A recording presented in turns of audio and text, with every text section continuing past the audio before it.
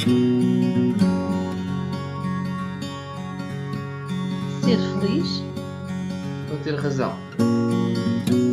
Uma conversa para pais e filhos. Olá a todos, sejam muito bem-vindos aqui ao terceiro episódio do Ser Feliz ou Ter Razão, um podcast para pais e filhos. E este episódio é um episódio diferente porque nós temos uma convidada muito especial. A convidada é a Rita Moraes. A Rita é psicóloga, trabalha connosco aqui na Academia do Sim. E além de ser psicóloga, é também especialista em adições, além de life, family e sport coach. Além disso, ainda é mãe, é filha e trabalha imenso com adolescentes, e foi por isso um prazer enorme ter uma perspectiva de alguém que põe as mãos na massa e que trabalha realmente com os jovens e nos consegue dar uma visão da importância da presença dos pais no desenvolvimento do filho. E foi muito interessante ter esta conversa com a Rita. Vocês podem seguir a Rita no Facebook, basta procurarem por Psychologist Rita Moraes, e ela tem a sua página no Facebook e agradece o gosto. Quem também agradece o gosto é o patrocinador oficial do nosso podcast, a Academia do Sim. A Academia do Sim é uma empresa de formação e coaching, e vocês podem ter acesso à agenda de eventos e a todos os serviços em facebook.com/Academia do Sim, no Instagram em Academia do Sim PT ou no nosso site academiadosim.pt. Posto isto, um bom episódio e um dia fantástico para vocês. Está a gravar? Sejam bem-vindos aqui ao terceiro episódio do podcast Ser Feliz ou Ter Razão, uma conversa para pais e filhos. E hoje temos uma convidada especial. A nossa convidada especial, à partida, já deve ter sido introduzida na introdução que nós fazemos a todos os episódios. No entanto, Rita, 2 segundinhos sobre ti, quem é que tu és, conta coisas. Eu sou a Rita, sou psicóloga clínica, trabalho muito na área dos comportamentos aditivos e das dependências e nestas questões pais e filhos. E pronto, e mais o quê? Tá. E sou mãe, e tenho uma cadela chamada Sushi. E a partir és filha também, sou não é? filha. Olha, já agora, pergunta, como é que depois de entrares neste mundo da psicologia e de perceber esta relação pais, filhos, etc., como é que tu lidas? Ou seja, começaste a perceber o que é que os teus pais tinham feito contigo de bom, de menos bom, começaste a analisar isso, como é que...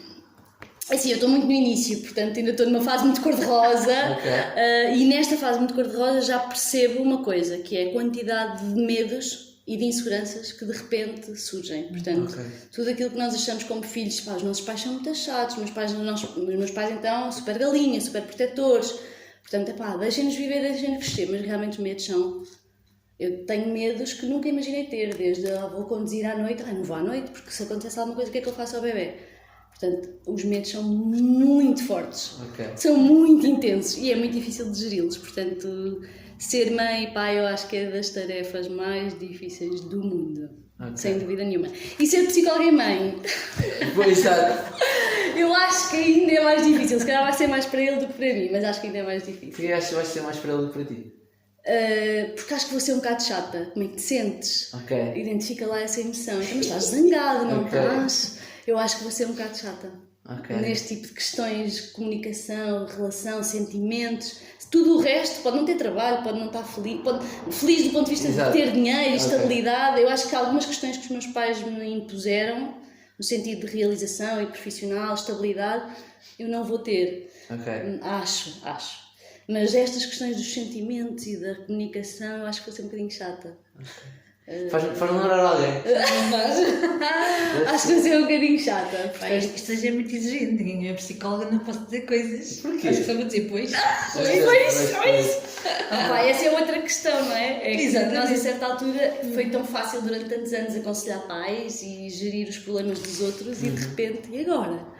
Eu acho que vou precisar de conselhos de outros pais agora para uma série de coisas, sim. E agora tenho aquela questão que é para mim é muito fácil, eu gosto muito de trabalhar com adolescentes, portanto tudo o que é rebeldia, comportamentos à margem, eu identifico muito, facilmente entro em relação empática com eles. E os pais não é? Entram em, ai meu Deus do céu, que tenho um problema grave em casa. Mas quando agora penso, e se for na minha casa? Mas aí já é o teu papel de mãe, não é o papel de psicóloga a resolver o problema da casa dos Sim, outros. Claro. sim. Isso Eu já digo faz sempre, diferença, mas as pessoas não é? dizem, mas e se fosse o teu filho? Meu filho, peço ajuda. Claro. Ora bem. Porque eu percebo hoje mais do que nunca que a dor e o sofrimento dos pais em determinadas situações não é de Estavas a desvalorizar. falar aí da questão dos medos, não é? Eu acho que por trás desse medo está um amor assim incondicional, Certo, não é? Que certo, é certo, uma coisa certo. bonita. E depois como tu achas, a princípio és mãe, tens um bocadinho mais de tempo vivido do que o outro ser, dá-te a sensação que se eu puder poupar algumas coisas, Dores. e então eu acho que Não, o simples Mas eu sou colocar uma na chata, creche, claramente. o simples colocar na creche e sentir que o meu filho não vai ter a mesma atenção que tem nos avós ou em casa é uma dor. Quando ele precisa disso, não é? Ele precisa de crescer, precisa de se libertar, precisa de não ter a mesma atenção, porque mãe é mãe, avós é avós e creche é creche. Claro. Mas é tudo muito. E sim, é por este amor protetor, por este amor de. Não, Queria que seja proteger tudo tão bom para tudo ele. que seja perfeito. Então, eu não fiz pode uma cair, série ele não se pode das magoar. neiras, tenho essa consciência. Mas essa depois é a Fazemos questão, todos, não é? fazemos todos. Não sei, mas eu acho que Muitas eu tenho experiência diferente, né? Mas eu acho que quando tu acabas por causa desses medos, acabas por quase colocar numa redoma, não é? Não, pois não é Porque, muito porque há uma, pior, porque há uma altura em que tiram a redoma e depois deduz uma. Ou ele não sabe lidar, ou a muito criança não pior. sabe lidar, É muito ou pior. então quando vê que não há redoma é loucura total. É louco. Né? Vamos a isso. Não, eu sempre fui muito a favor de quando as pessoas me diziam, pá, escola pública, escola privada tem um contexto, escola pública, eu sempre fui muito a favor, pá, o mais próximo da realidade possível. Claro. Se for uma coisa muito católica, ou muito, não por ser católico, mas porque determinadas regras ou por determinadas. E depois vai para a realidade e não é nada daquilo. Sabes que é engraçado? Eu tive uma melhor amiga durante muitos anos e naquele dia estávamos a falar a propósito da realização disto. A Carla, ela não vai ouvir porque ela agora está muito noutro mundo, mas um beijinho para ti. E ela tinha uma questão que era mais o pai do que a mãe, tinha uma posse que não se explicar muito bem do tempo e da gestão dela. Para mim ultrapassava o absurdo e eu era uma rapariga de 10, de 11, 12, 13, 14 e 15 e sempre senti que os meus pais controlaram o que tinham para controlar.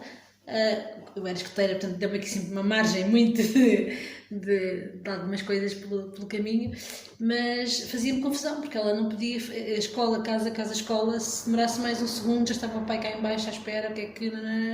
Uma coisa por demais. No dia em que ela acabou o 12º e entrou para a faculdade, nunca mais a viram na terra dela. Pois.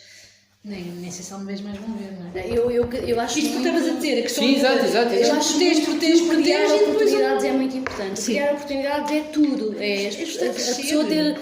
Sim, se tiver que ir a uma instituição com pessoas que precisam de ajuda e que estão num ambiente muito mais desfavorecido, mesmo que a nossa criança tenha, ele tem que ter contacto com essas realidades. Nós não podemos, e cada vez mais as crianças têm que ser mais autónomas mais cedo. Portanto, nós temos crianças com 11, 12 anos a ter que escolher situações, não é? Porque sofrem de bullying, porque sexualmente estão muito expostas nas internets e porque... Rita, parece que às vezes crianças, estamos a falar de educação, que de alguma forma quase que recusem essa realidade, que queiram manter-se a viver num mundo cor-de-rosa.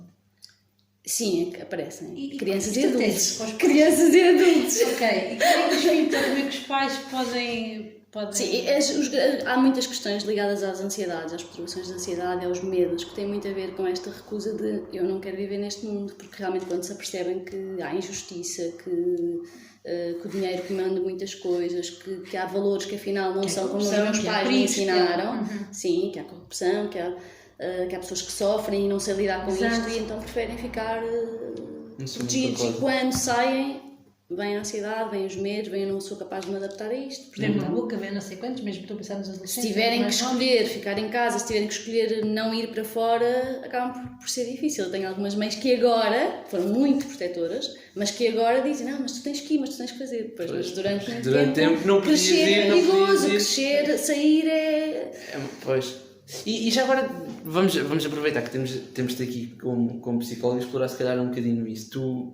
Tu acompanhas malta de várias idades e uma das coisas que estávamos a falar e estavas a dizer era a questão da responsabilidade como pais perante o momento em que o meu filho pode não estar assim tão bem. E tu estavas a dizer que havia certos pais que acabavam por se responsabilizar um bocadinho, no sentido de dizer o meu filho está aqui, agora ajude-o, que tenho que sair. E dá-nos um bocadinho a tua visão sobre isso. Como... Eu senti durante muitos anos que o pedido de ajuda é muito tardio, portanto já podia ter vindo há mais tempo e sem dúvida nenhuma, eu sinto que isso está a mudar. Portanto, cada vez mais cedo... Conseguiram ter visto mais cedo essa necessidade? Achas que... Conseguem ter visto, eles perceberam, aliás, eles normalmente dizem isto já vem de há algum tempo, mas nós fomos achando que, e legitimamente foram achando que internamente iam conseguindo gerir, até para que outras pessoas não se apercebessem. Claro. Pronto, há uma série de fatores a influenciar. Desculpa, eu acho que eles pedem mais cedo ajuda aos pais. Ok, mas isso, só para perceber, estamos a falar de que idades mais ou menos assim em média?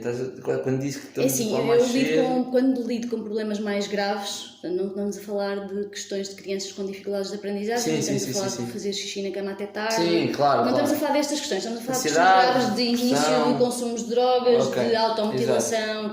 Estamos a falar de 13, 14 anos. Portanto, quando entram nesta faixa etária, que é uma faixa etária de mudança, primeiro os pais não estão muito preparados para elas, mas por outro lado recorrem mais cedo à ajuda realmente porque se assustam. Não é? Portanto, haver aqui uma suspeita de automutilação com um pai hoje em dia é motivo de não, alguma coisa não está bem. E pedem ajuda. Como em qualquer outra situação, os pais perguntam mesmo o que é que eu fiz de errado, onde é que nós falhámos, não é? Portanto, isto é uma pergunta muito confrontativa. E o envolverem-se no processo às vezes dói.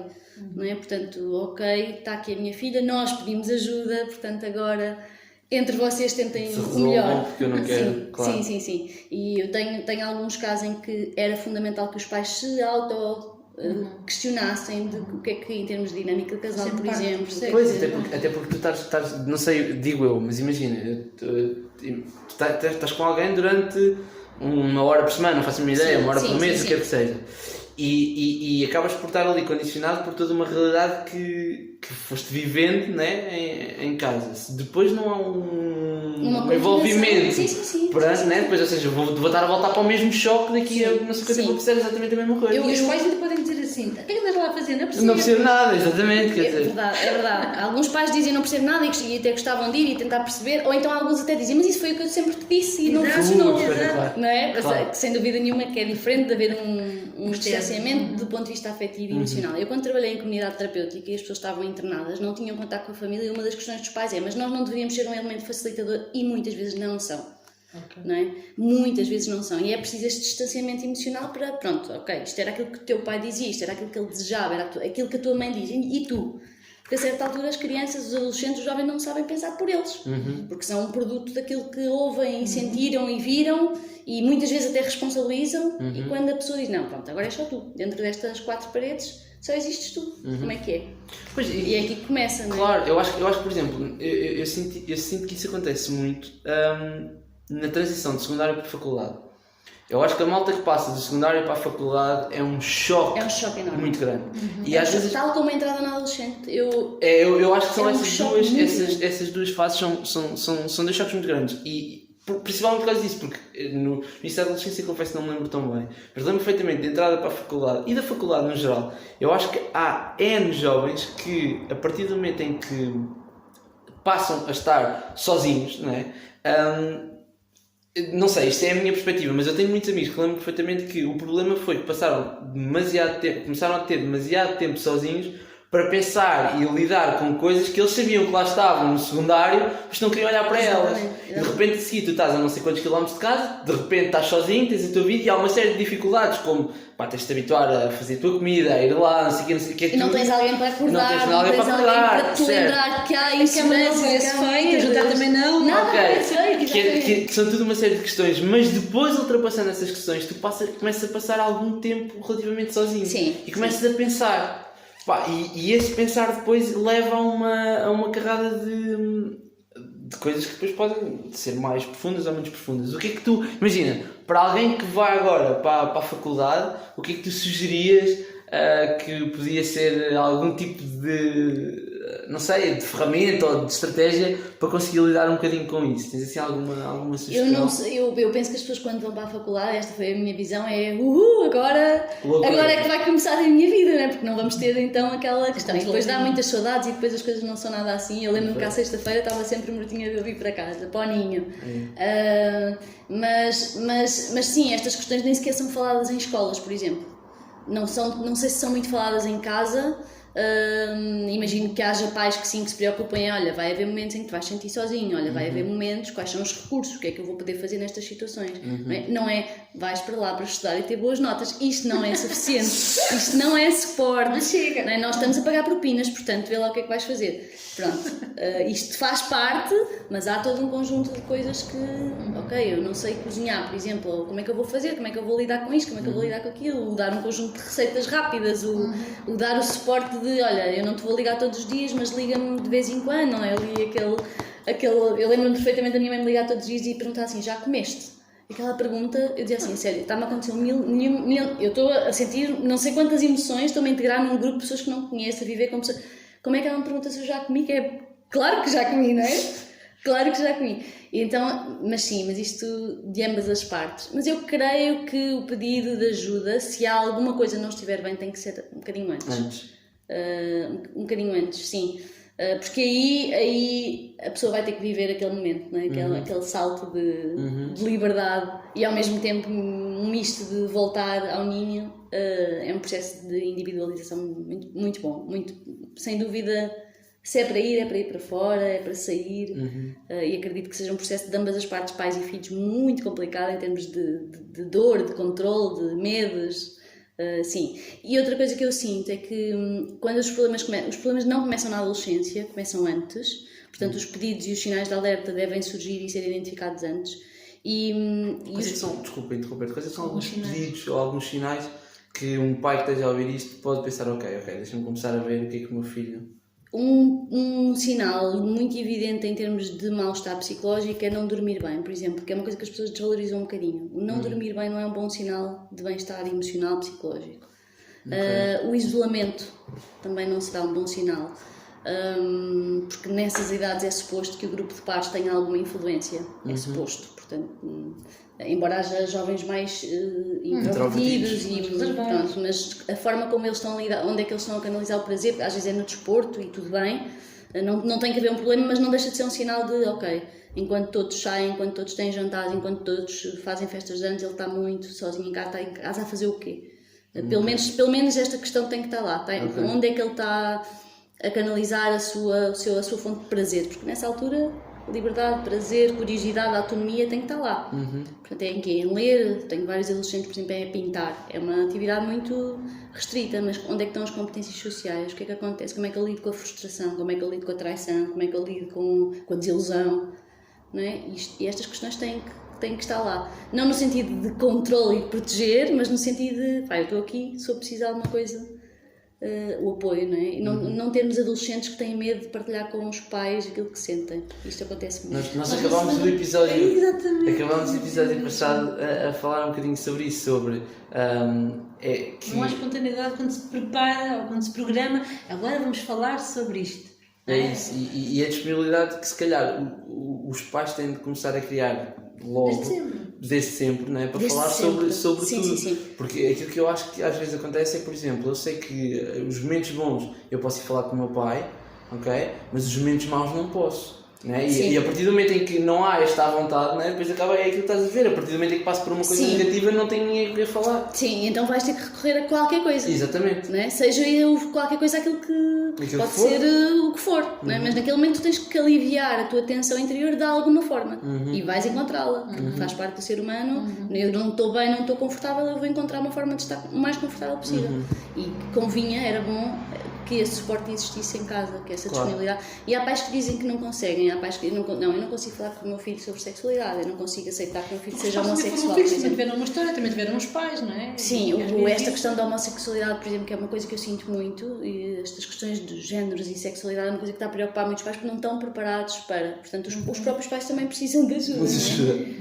Mas ainda eu sinto que existe pouca disponibilidade de eu preciso de ajuda para lidar com o meu filho. Exato. Ele é que precisa de ajuda, Ele é que precisa de ajuda. Mas, por exemplo, mas é engraçado, eu pelo menos eu vejo um padrão comum entre o ok, está aqui o meu filho, ajude-o, ou não vou pedir ajuda para lidar com o meu filho. Isto parece muito a questão de quase de ego, não? De estilo tipo, não vou questionar aquilo que... Mexe ali em qualquer coisa interior, não sem dúvida nenhuma. Mexe ali em qualquer coisa interior de... Imagina, eu faço muito estas questões quando os pais me ligam, olha, quer ajuda para si, para lidar com a situação, ou para o seu filho. Mas ele consome, ele está a fazer isto, ele está certo, mas se calhar ele vai fazer isso durante 10 anos. Como é que vai lidar com a situação? E a pessoa às vezes fica assim, pois não sei. Pronto. Mas isso é o que está em questão, porque nós podemos não conseguir ajudar o seu filho, porque o seu filho pode não querer ajuda. Claro. Não é? E às vezes isto é um choque. Sem dúvida, eu tenho alguns pais neste momento à procura de comunidades terapêuticas, a fazer telefonemas, a ligar para psicólogos, e às vezes eu digo, mas já disse ao seu filho que está a fazer isso? Não, estamos a fazer nós, o trabalho de casa está a ser feito por eles, porque o filho não quer. Mas bem, estamos a ser proativos e eventualmente quando ele quiser isto está preparado. Isto é atitude, não é aquela atitude de quando ele quiser então não vamos fechar os olhos e não vamos fingir que está tudo bem. Não está. Não está. Eu recordo-me ter uma menina ela fez ali uma tentativa qualquer de automutilação, pronto, que é sempre um processo complicado, e lembro perfeitamente da mãe dizer, eu achava que tinha uma família perfeita, mas se não é, diga, doutora. Esta atitude não ajuda do ponto de vista terapêutico. E a minha questão como psicóloga é, se é assim que fala com a sua filha, eu também tinha vontade de me automutilar, certo? Isto com uma pessoa que não conhece, portanto eu sou uma pessoa que não conheço, primeira consulta, entrar à frente da menina, portanto é uma entrada a pé juntos. Eu achava que tinha uma família perfeita, mas se não, diga-me, doutora, como quem diz, você que é psicóloga, você que percebe disto. E a certa altura o nosso pensamento é, para lá, mas se calhar se eu estivesse no lugar da menina... Obrigada, pudera, não é? Ok, por exemplo, eu vou meter-me aqui um bocadinho, porque ao mesmo tempo vamos também desanuviar um bocadinho esta culpa de carga nos pais. Não, pois, não. Porque também há jovens não podemos passar isso. Que já têm também uma estrutura e depois tomam um conjunto de decisões e decidem fazer experiências e as coisas correm menos bem. E não sei se os pais também têm que sentir tanta carga. Eu acho que há de tudo, não é? Não vamos generalizar aqui. Mas há coisas que acontecem também da responsabilidade da pessoa, não é do pai ou da mãe, não é? Sim, é assim. Lá está o envolvimento recíproco nas várias situações. Eu estou a falar muito nesta questão dos consumos, porque é uma situação grave e que os pais normalmente não estão preparados para ela. Ninguém quer uma pessoa que consome regularmente com alguma dependência em casa, não é? Mas é possível trabalhar, por exemplo, famílias em gestão de quanto dinheiro é que se dá, quanto é que não se dá, não é? E o adolescente foste apanhado a conduzir e não tens carta, por exemplo. Isto é da responsabilidade do próprio. Claro. Olha, não há, podes dizer o que tu quiseres neste momento, mas não há aqui pai e mãe, nem divórcio, nem traumas que te safam. Também foste tu que escolheste. Essa responsabilização. Isto porque é muito também importante. Não sei se hoje em dia não há aqui um certo facilitismo aos filhos e uma certa desresponsabilização de um conjunto de coisas que depois tem como consequência não sei o que é de fazer e às vezes fazes nada. Não é? Porque não se diz que não, porque vamos ver se conseguimos fazer por ele, vamos ver se resolvemos, não sei. A questão das consequências é muito importante de ambas as partes, não é? Eu sinto muito a falta de, às vezes, da comunicação, ou não está lá, eu lembro perfeitamente se os meus pais me dissessem não estudas ou não tens esta nota, ou isto ou aquilo, sais da patinagem ou sais da ginástica, e portanto eu tinha isto muito presente. Para mim funcionava, há jovens que isso não funciona, mas para mim isso funcionava, ok, aquele medo eu não quero perder isto, portanto eu vou ter que fazer isto vou ter que cumprir aqui com alguns mínimos, para não perder algumas coisas que eu também gosto. Mas os meus pais diziam e faziam, portanto não havia cá, pronto, coitadinha da menina, afinal ela gosta tanto de patinagem, não, ela realmente era, sim, isso a hora de estar em casa é à meia-noite, era mesmo à meia-noite, porque senão isso iria ter, eu tinha muito esta questão das consequências do presente, por exemplo, essa mas não nem toda a gente é nossa, que é, às vezes até nem éramos nós que dizíamos a hora. Qual é que é a hora que tu propões? Exato. Primeiro era nós dizíamos a hora, mais para a frente isto foi gradual, certo, há ali sempre uma negociação. Eu acho a negociação muito importante. Isto é sempre muito na linha da conquista da confiança. Certo. A confiança está aqui. Certo. Ok, a confiança hoje é 11, só mais tarde é que eu percebi que às 11 não tinha acontecido nada e eu não já estava em casa, né? Depois é que percebi que não, se não largar isto, ele nunca participa em atividades da noite, que a noite passou assim muito tarde. Exatamente. Não sei se lembras dessa fase, João, dos concertos e coisas assim. Mas quando a gente combinava uma, sempre achei interessante, porque o João, a uma, estava. Sim. E era quando não estava antes, ou porque estava a antecipar que havia qualquer ligava, olha, está a acontecer não sei o quê, não é? Sim. E isso é está a muito ser importante. igual, as questões da responsabilização geram confiança, geram à vontade. E eu acho que mas isso é construído importante. quando? Era o que eu ia dizer. Não nos podemos lembrar isto na adolescência. Pois, é que eu lembro-me. É que isto é que é o grave. É que eu estava a pensar nessa questão da responsabilização e estava-me logo a pensar. Eu lembro, é uma história que eu conto várias vezes, porque para mim teve impacto, que foi a questão de. Eu sempre me lembro ter sido dito que pá, tens de ser responsável por aquilo que queres. E se queres aquilo, tens de ganhar aquilo que queres. E quem diz ganhar, diz ganhar. Não estou só a falar do bem material, mas estou a falar de confiança, ganhar a liberdade, etc. Eu lembro-me quando era, não sei que idade é que tínhamos, disse pai de 5, 6, queriam um boneco no Natal e aquilo que me disseram foi: a gente está-te o boneco no Natal, tens de ir trabalhar. E eu lembro-me que essa não teve a ver com o trabalho em si, teve a ver com a questão do ok, se eu quero uma determinada coisa, eu tenho que estar disposto a fazer ou a ganhar essa determinada coisa. Mas isto tinha para aí 5 anos ou uma coisa assim do género. A questão é que não podes dar tudo e ser à vontade e depois aos 13 ou 14 ou 15 dizer e agora meu menino. O conceito de responsabilidade não pode começar aos 13, o conceito de confiança não pode começar aos 13, o conceito de consequências não pode começar aos 13. E o conceito da partilha também não pode começar aos 13 aos 14, não é? Porque depois nunca estou a ouvir, nunca tenho a ver para ti, vai lá para o computador. De repente, ou se falar em tabaco, ou se falar em sexo, ou se falar em não sei o quê. E agora já há consequências, agora já há regras. Não dá, não funciona. Não funciona porque eles próprios dizem, não, mas eles nunca se preocuparam porque agora que eu consumo, agora que eu faço erros, agora é que se vão começar a preocupar. Agora, se calhar é tarde, porque agora já têm os amigos, o grupo de amigos que dão outro tipo de conselhos e outro tipo de suporte. E eu tenho um adolescente que compreendem, que é o que eles também dizem quando estão outra vez. Conseguem aquela... Eu tenho um adolescente que é muito engraçado e diz-me assim: tudo bem, Rita, tu és muito boa psicóloga, eu gosto muito de falar contigo, mas tu vais-te embora e são os meus amigos que ficam comigo. E é verdade. Portanto, por muito que eu faça durante aquela hora e por muita reflexão que ele tenha, o sentir-se sozinho a seguir, o sentir que não tem ninguém para falar, o sentir que... Foi na rua que ele descobriu isto. Não é? Foi na rua, portanto... E agora, não é? Tirá-lo daquele contexto não é fácil, porque aquele contexto é uma identidade. Isso é muito engraçado, porque aqui há tempos tive na minha vida uma jovem que preferiu, em detrimento do seu excelente desempenho escolar, que lhe estava a causar algum ruído nas relações de amizade, porque era sempre ela, porque não sei o quê, porque não sei quantos, preferiu baixar um bocadinho o nível e ter no grupo de pares. E pronto, isto foi muito bem gerido pela família. Foi bem gerido. Porque de outra forma aquilo podia ser muito complicado. Eu tenho uma mãe que anda um bocadinho angustiada, o filho está na adolescência, ela não estava minimamente, eu acho que ela é o primeiro, ela tem mais, mas é o primeiro a entrar na adolescência. E um miúdo super, hiper responsável, hiper acima da média em todas as perspectivas, no desporto, cumpre com tudo aquilo que é suposto cumprir nestas etapas. E para os pais isto é uma satisfação, não é? Porque o meu filho é o melhor na escola, é o melhor no desporto. Isto em termos de ego, há pouco estávamos a falar da questão do ego, isto dá aqui, não é? Até dá vontade de partilhar, enche aqui o coração.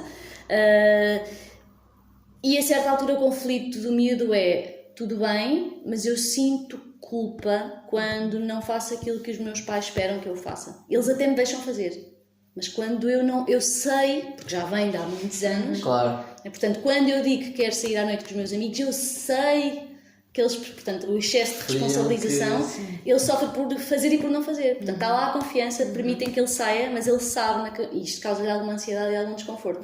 Então a mãe às vezes diz-me assim: ele agora só quer ser feliz, não sei como é que é. Antes era ser responsável e ser muito direitinho e correto e mérito e tudo. Agora quer ser feliz. Eu acho espetacular, não é? Que ele queira ser feliz.